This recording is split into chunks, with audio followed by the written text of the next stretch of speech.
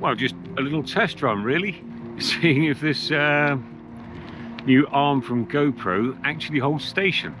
Looks fine so far. Well, I think there'll be some fettling to do to get it about right.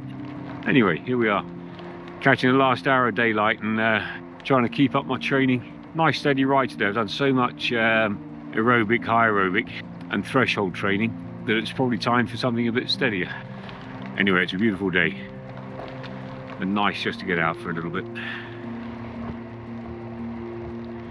One thing that you can rely on from GoPro is that their stuff is going to be pretty well designed, and it might be a bit expensive. Actually, the cameras are not that expensive, and none of the individual bits and pieces are expensive.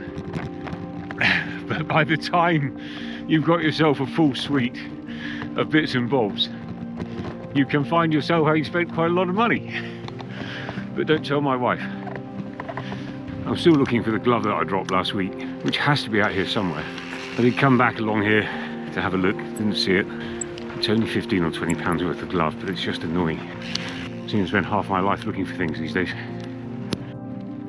And maybe that's the more sensible way to mount the thing, albeit putting it in the middle. Let's give that a go later. We might pop home and get the Allen key and my helmet. Dog.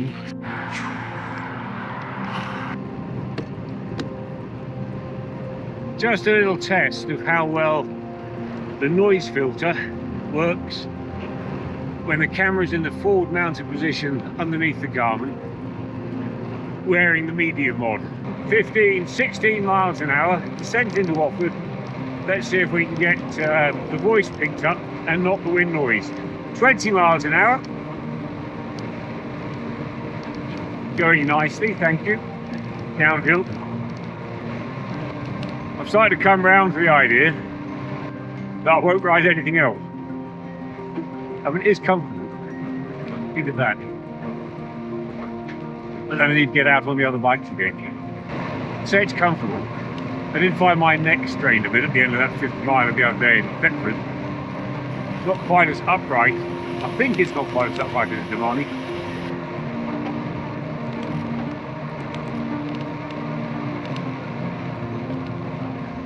Getting darker sooner and sooner.